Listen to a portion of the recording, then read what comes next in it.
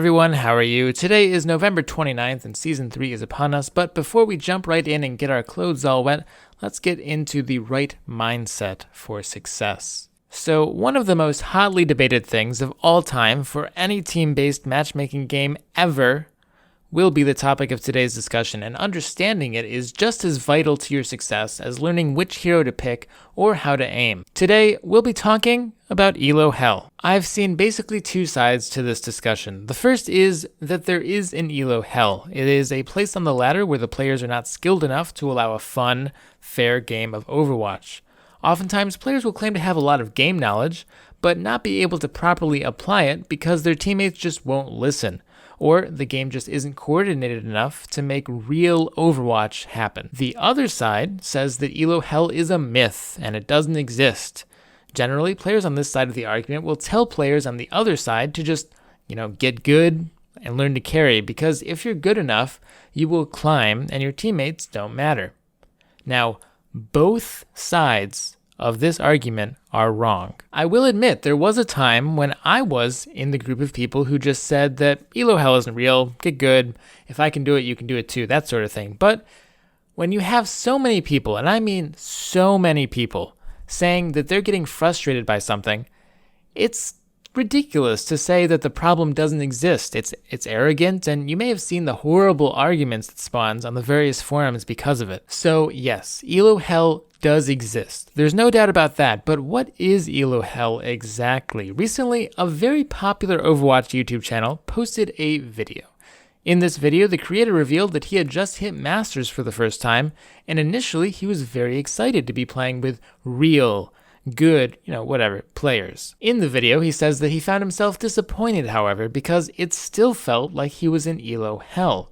He cites how players wouldn't necessarily work together all the time, and eventually, after a long-winded 20-minute video, he concludes that the only way to play a proper game of Overwatch and not be in Elo Hell is to play in a full 6-man team. Well now, certainly that is an issue, but it sheds a lot of light on what Elo Hell actually is exactly. If many players, and I have seen many, not just the one in the video I was talking about, are in Masters and still consider themselves in Elo Hell, then where does it end?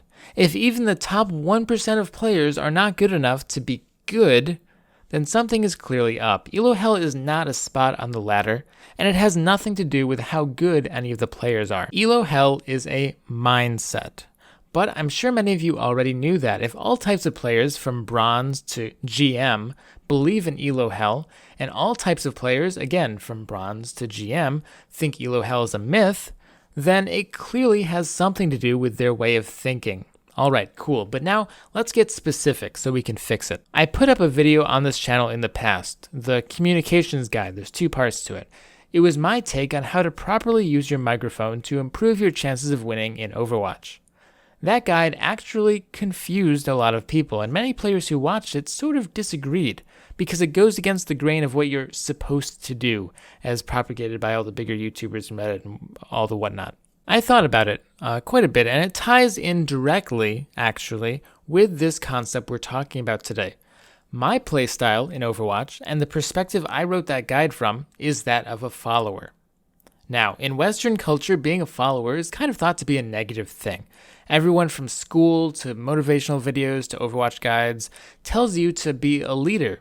Take charge, blaze your own trail, don't let your dreams be dreams. I know you've heard all of that before. Well, when you get a bunch of leaders on one team in a game of Overwatch, or League, or Dota, or any other team game for that matter, that is when you get Elo Hell.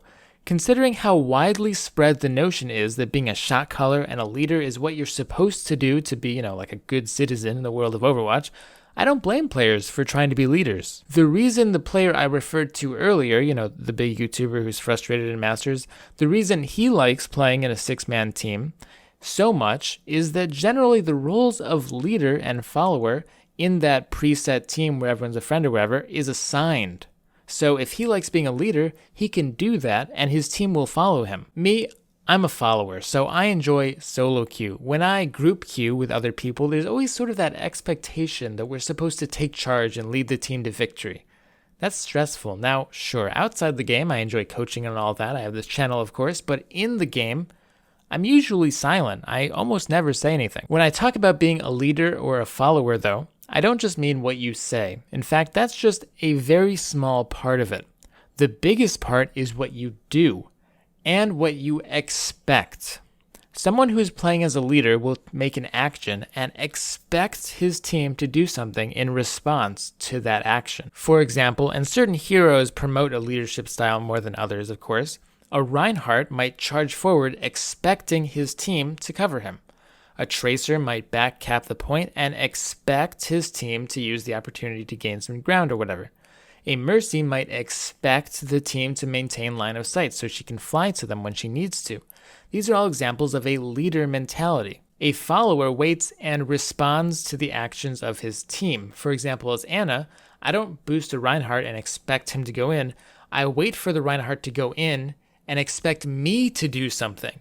And then I do it. Then I nano boost him. In this case, I'm responding to my team. I'm responding to their expectations. I don't expect anything of them. As Mercy, instead of expecting my teammates to let me fly to them, I position myself so that I can fly to my teammates. In one case, my team responds to me, and the other, I respond to them. And just because a team isn't saying anything and doesn't show any indication of verbal leadership doesn't mean the players aren't making leadership-style actions or expecting anything of you. Too often, I see players confuse silence for no leadership, and that isn't always the case. Make sure before you step up for that leadership role, your team isn't full of silent leaders already. Elo Hell comes into play when everyone is a leader, and everyone is expecting everyone else to respond to their actions. In this case, you'll get 6 different players doing 6 different things and expecting the other 5 people to follow them. Remember, Blizzard's matchmaking system is actually pretty good. It's quite accurate. You get placed with similarly skilled players, so it's likely that all 6 of those players have pretty similarly good strategies. Now, sometimes you get lucky and have a bunch of leaders together who just all happen to have the same plan, but more often than not, they'll all have different plans because maybe they excel at different aspects of the game. Remember, this is a multifaceted game. Maybe someone is really good at knowing when to push, and another person is really good at knowing where to position. In this case, all of them will be blaming everyone else for not following their plan. So I planned this whole video out beforehand with graphs and visuals and all that stuff, but honestly, I think you, my viewers, are all smart. Honestly, and the only way to get out of Elo Hell is to do it yourself. No matter how many visuals and how many proofs I show for you for what I'm trying to say, it's honestly up to you. It's up to the person to think about it and adjust their attitude if they're in Elo Hell. So I'm just going to leave it at this and let you guys take it to the finish line. Just don't be afraid to be a follower. Drop any expectations you have for your team to do anything, let alone in response to you. Be as helpful as possible, but not in the I'm going to help by telling you what to do sort of way. I mean more in the lowly servant working for his master sort of way. And I know that sounds bad. I know it doesn't sound fun, but trust me, when you let go of all your expectations and assumptions, you will feel better and you will have fun. A lot more fun than being frustrated as a leader. That being said, a game with 6 followers is no good either, so don't be afraid to step up when you have to.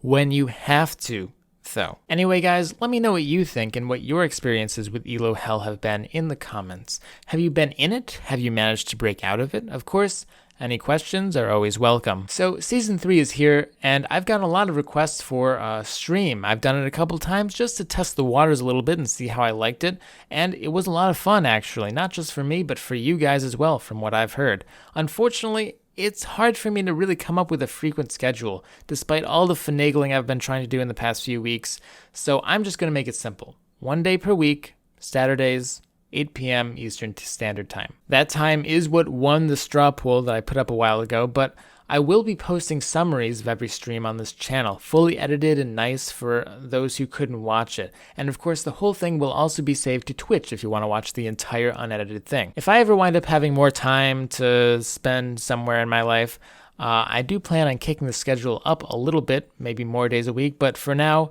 just that 1 day is all I can manage. But anyway, I do plan on getting a nice rank in Season 3, of course, like I did in Season 1 and Season 2, so I will be back in form and ready to pwn some noobs, probably with a lot of Sombra. I hope to see you guys there Saturday. Of course, I will post when I am live to my Twitter, and there will likely be a video on that day as well, and I'll probably mention it in the video too. So, anyway guys, like if you liked it, which I hope you did.